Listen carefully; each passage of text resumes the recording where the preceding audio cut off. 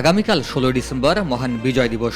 জাতির শ্রেষ্ঠ সন্তানদের স্মরণে বিশেষ এই দিনটি পালনের উদ্দেশ্যে দেশ জুড়ে নানান পরিকল্পনা হাতে নিয়েছে অন্তর্বর্তীকালীন সরকার।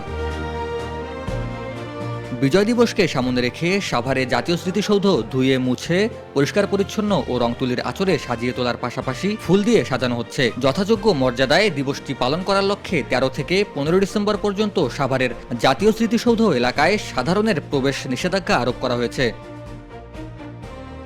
এদিকে সৌধ প্রাঙ্গণের প্রধান ফটক থেকে শহীদ বেদি পর্যন্ত লাল ইটের হেরিবন্ডগুলো সাদা রঙের আভায় সাজিয়ে তোলা হয়েছে। সবুজ বৃক্ষরাজি, লাল ইটের প্রাচীর ও কংক্রিটের ঘেরা সৌধ চত্বরের বিভিন্ন জায়গায় শোভা পাচ্ছে বাহারি রঙিন ফুল। সৌরভ ছড়াচ্ছে পুরো সৌধ চত্বরে। পরিচ্ছন্নতা কর্মীদের নিরলস পরিশ্রম আর ধোয়া মোছায় শহীদ মিনার, শহীদ বেদি, হ্যালিপ্যাড সহ সড়কগুলো হয়ে উঠেছে চকচকে। ১৬ ডিসেম্বর মহান বিজয় দিবসে রাষ্ট্রপতি, প্রধান উপদেষ্টা মণ্ডলী, বিদেশি কূটনীতিক সহ লাখ লাখ মানুষ সাভারের জাতীয় স্মৃতিসৌধে বীর শহীদদের সম্মানে পুষ্পস্তবক অর্পণ করবেন।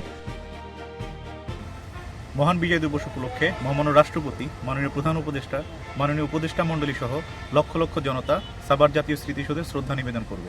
সেই উপলক্ষে গণপূর্ত অধিদপ্তরের উদ্যোগে জাতীয় স্মৃতিসৌধের পুরো কমপ্লেক্সকে ধুয়ে মুছে পরিষ্কার পরিপাটিকরণ, সিসি ক্যামেরা স্থাপন, লেক সংস্কার, রং তুলির কাজ, ফুল গাছ রোপণ সহ অন্যান্য আনুষঙ্গিক যে কাজগুলো ছিল ইতিমধ্যে তা সম্পন্ন হয়েছে। সাভার জাতীয় স্মৃতিসৌধ বীর শহীদদের প্রতি শ্রদ্ধা নিবেদনের জন্য প্রস্তুত রয়েছে। শুরুতেই আমি মহান বিজয় দিবসের বীর সন্তানদের স্মরণ করছি, জাতির শ্রেষ্ঠ সন্তানদের, যাদের আত্মত্যাগের মাধ্যমে আমরা একটি স্বাধীন সার্বভৌম বাংলাদেশ পেয়েছি। তাদের স্মরণে আগামী ১৬ই ডিসেম্বর আমাদের যে নিরাপত্তা রয়েছে সেই নিরাপত্তা রক্ষার জন্য আমাদের যা যা করণীয় আমরা সব ব্যবস্থাই নিয়েছি।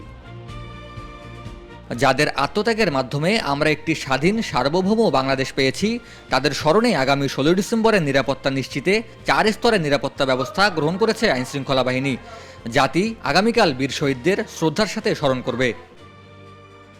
ডেস্ক রিপোর্ট, দেশ নিউজ বিডি 24।